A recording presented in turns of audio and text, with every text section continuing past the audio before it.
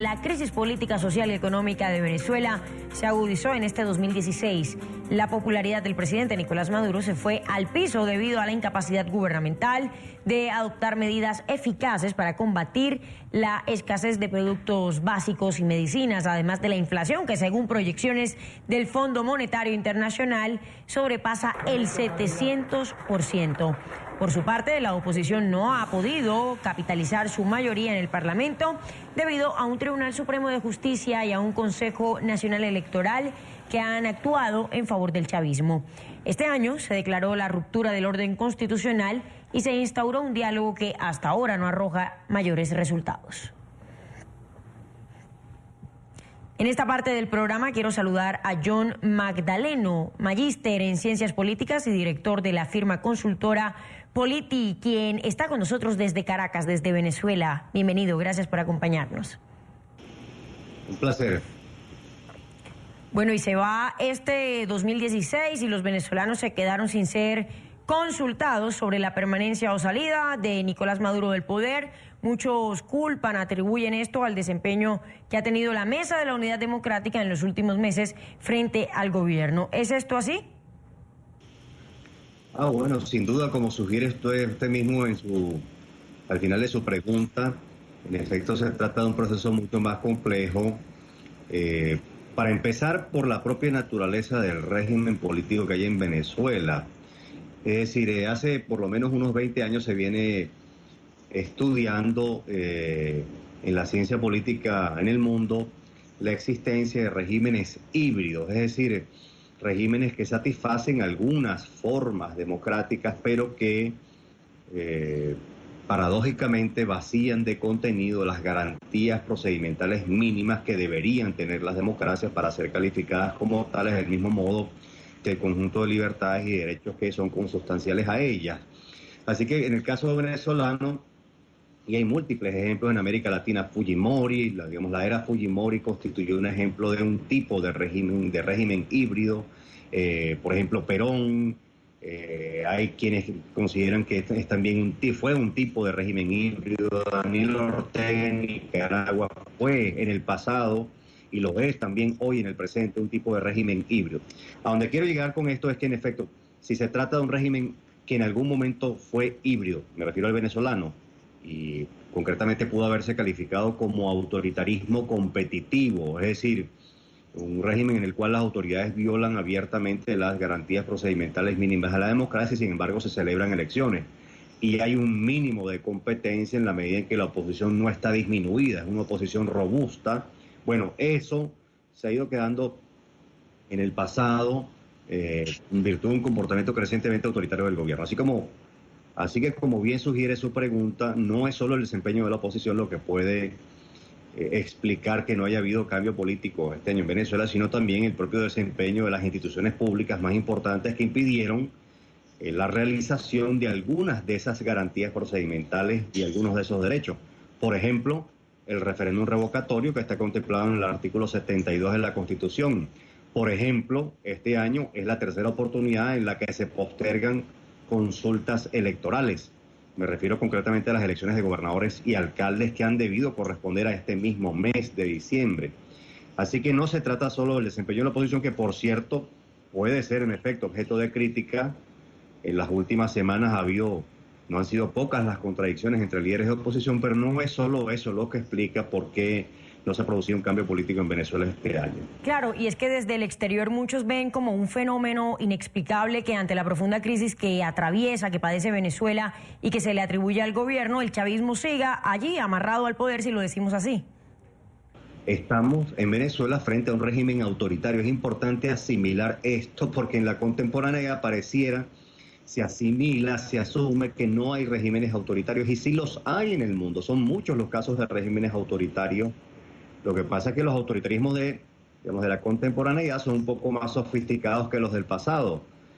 Censuran a los medios de comunicación de maneras más sofisticadas, persiguen a los dirigentes políticos de la oposición de formas más sofisticadas, pero en todo caso se trata de persecuciones, se trata de, limitaciones a los derechos consagrados en la Constitución.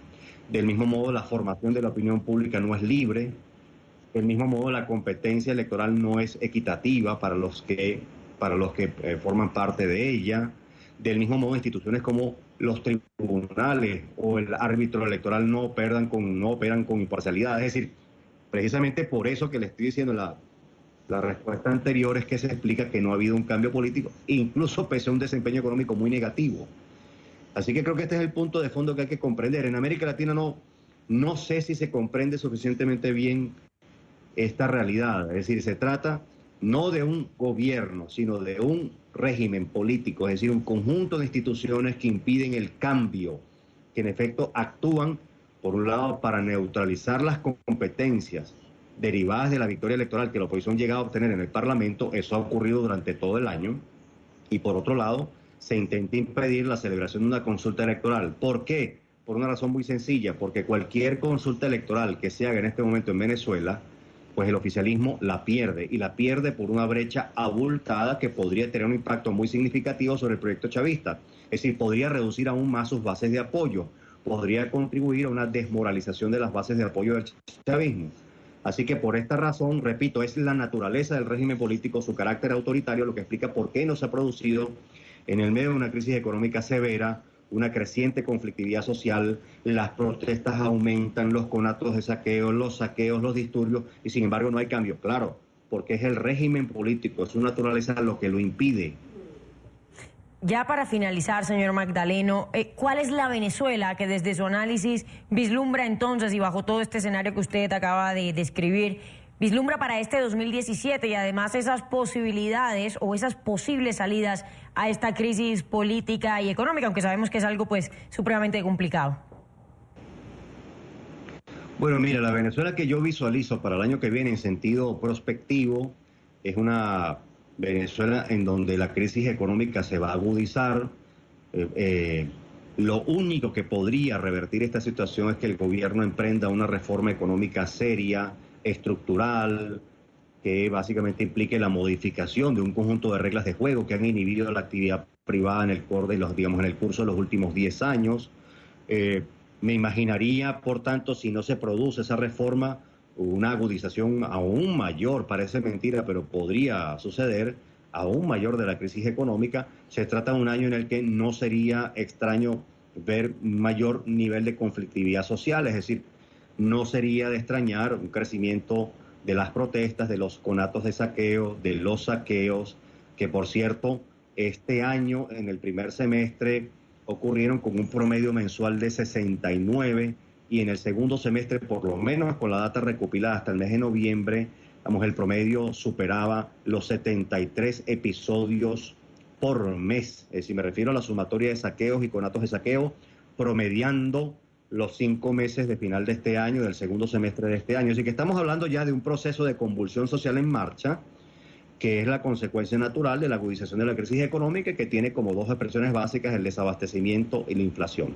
Y en lo político, para cerrar, me imagino un año de mucha mayor rivalidad política, me imagino un año en donde el gobierno podría sentir la tentación de actuar de forma un poco más autoritaria, me imagino la posibilidad, como ya ocurrió este año, de mayores persecuciones, no solo a dirigentes políticos, sino también a periodistas de diversos medios de comunicación, particularmente aquellos que tienen una línea editorial contraria a la del oficialismo. Me imagino un año en donde las instituciones van a seguir operando en la dirección de intentar bloquear la demanda de cambio político. Me imagino un gobierno, intentando imponer decisiones más o menos arbitrarias. Veo ciertas dificultades para el gobierno, para llegar a consensos sociales básicos con, por ejemplo, los empresarios, con medios de comunicación, con la dirigencia de oposición. Más bien sorprendería, y este sí sería el camino por intermedio del cual podría producirse una salida a la crisis, un gobierno que sí se siente con seriedad a dialogar para resolver estos problemas, sí podría arrojar alguna perspectiva más favorable. Pero si usted me pregunta con detalle y con toda franqueza, le digo que eso no es lo que luce por lo pronto lo más factible. Pues ya veremos qué ocurre entonces en este nuevo año en Venezuela. Mil gracias por haber estado con nosotros, John Magdaleno, magíster en Ciencias Políticas y director de la firma consultora Politi. Muy amable, señor. Igual a ustedes y a su audiencia, ¿eh?